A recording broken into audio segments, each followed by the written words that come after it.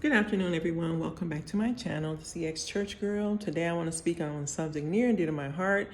I like to speak to my Afro-American nurses today. I want you all to really sit down and listen to me on this topic. There are a lot of mean activities going on in the nursing world.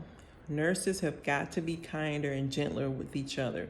We have got to start reaching back to bring one, teach one, whatever you want to call it. We have to be mentors to each other. As an LPN who has been in this field for 30 plus years, I can guarantee you that most people coming out of nursing school would not survive the politics, the mean girl spirited people, not just from older nurses that have been in the field forever, but from also newer nurses. People will come into the job with no real home training, no etiquette. They come in the morning, they won't even say good morning. So now what I've started doing is when a person walks past me, I just say, excuse me, good morning. And I look over my glasses like this, good morning. Like, we didn't sleep together last night. We're not related. We're not partners, and you're not my man, I'm not your woman, or whatever you want to call it. I'm not your boo thing. So when you come to work, speak to your coworkers. That's common etiquette. And here in Georgia, for some reason, the people here, they're all bougie and everybody's rich and successful, and that's why they're getting us up out of here in Georgia, because everybody here is not rich and wealthy. Everybody here does not have common sense and decent courtesy. Even when they drive, they'll try to run you over to get to, one lady almost ran me over to go into KFC. Like, they have no common etiquette here. But in the nursing field, that mess can backfire on you. It can make you look really, really unprofessional. A simple thing is etiquette. And depending on who you work with, if the administrator feels offended because you don't speak to them, they could get you up out of the job easily and quickly. So we want to focus on our etiquette, ladies, and hygiene. Do not come to work smelling like an onion field. Hygiene is so important. You've got to learn to do your hygiene. As a mature woman, I now use 2 deodorants because I don't want the first one to fail me. I don't want no deodorants I use to fail me, whether I'm in the gym, whether I'm at home. If I smell myself, that's the problem. And I'm used to smelling good. So if I smell one little thing that's like, I'm like, oh no, I've got to take care of that. And I will before I leave the house. And it's so weird that I have to talk about etiquette even on the job, because I have run across people who are musty. I mean, like onion field musty on the job. They smell like an onion field. And it's so embarrassing. I mean, before I used to try to avoid them or not say anything, but now I'm at the point where I will actually pull you aside and say, excuse me, but you need to take care of that, because it just looks and it reeks unprofessionalism. A lot of times nurses are coming to work with their hair uncombed. What is the problem with you combing your hair? Please comb your hair before you come to work.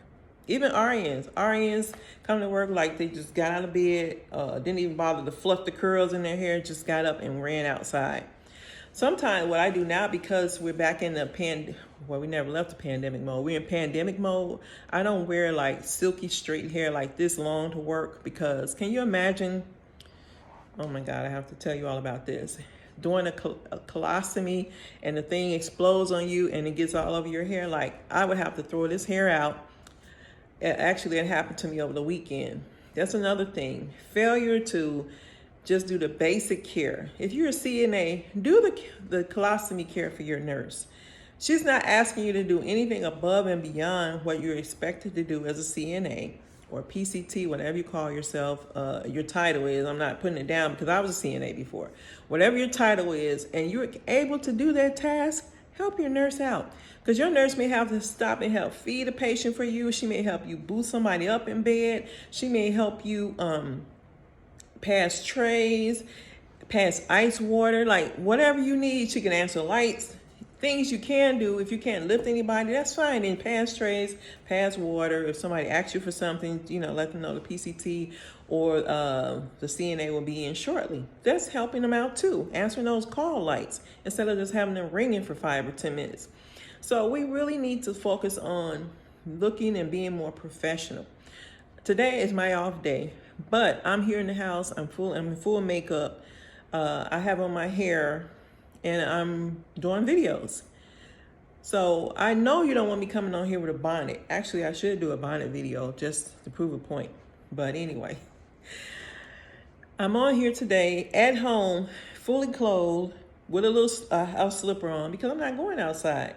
But I'm still in the house looking like I would represent myself at an office or in an office meeting.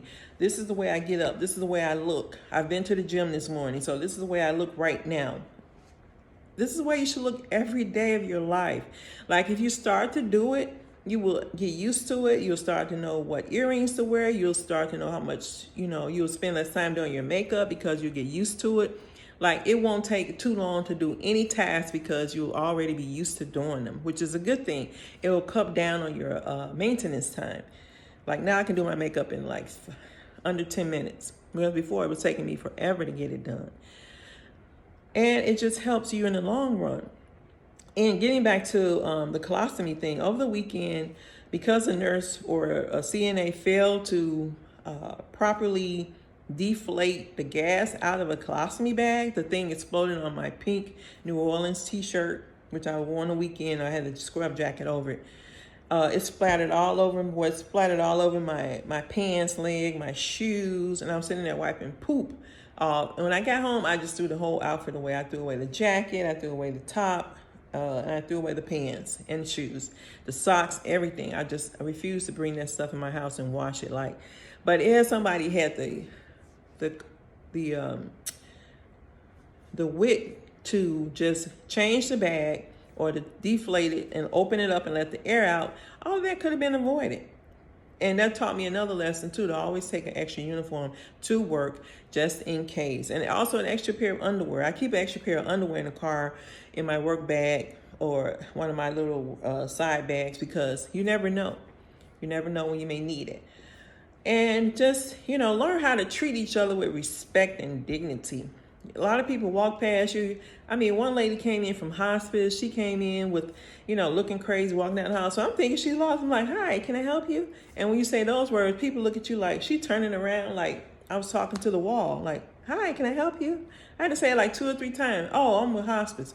Okay, but I've never seen you before, miss. Anybody new in my building, I asked, what department are you in? Hi, can I help you? It's just a common courtesy to come into a building. Now, other colors of people, Caucasians especially, they come in smiling and happy. They may not even want to be in those areas. But they come in, they're so cordial, it's so nice. The Indian nurses come in, the Indian nurse practitioners come in, they're all friendly, everybody's smiling and happy. But the Black Afro-Americans come in with with their little attitudes and look at me like mugging me like I was bothering her. I'm like, you're in my building, so I want to know who you are. And I have the right to know who you are. You didn't have a name tag on. You just had on a uniform, walking around looking confused and as if you were lost. So, of course, I'm going to ask you a question. Of course, I'm going to ask you, who are you? Where are you from? What department are you in? That way, if they say that way, by me asking what department, I'm indirectly asking them who they are and why they're in the building.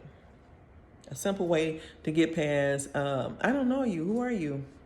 So, however, I really want to focus more on customer service with nurses. Even when you answer a phone, some of them just pick it up and say, hello. No, say where you're from. Say, hello, this is Jen with All the Investment Group. How can I help you?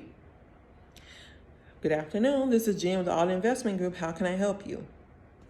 It's simple. We have to get used to putting things back on code. We have to get used to putting our lives in order because a lot of times we're so used to no order that when you see other people do different things, they're in order, and then it starts to make you feel some type of way because it makes you realize that you're not doing what you're supposed to do. And it's not a slight. It's a way to help you grow professionally and also independently of being outside of a job. You know how to answer a phone. It's common sense. It should sound like common sense, but it's not because people are just not using common sense anymore.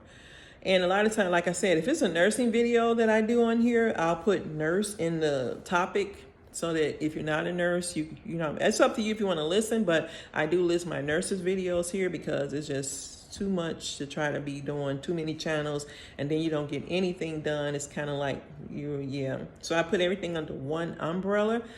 And again, if you would like to book a consultation with me, you can email me at info@aldainvestmentgroup.com. I will put the link in this video. And also I would put more information on how you can book a consultation with me, because I feel like Black nurses really do need mentors, because we're out here winging it. We're out here just kind of trying to figure out, even if you're not Afro-American, if you want to book a consultation, that's fine too. But my specialty is working with Afro-American nurses. I would love to work with some Hispanic nurses also and Caucasian nurses.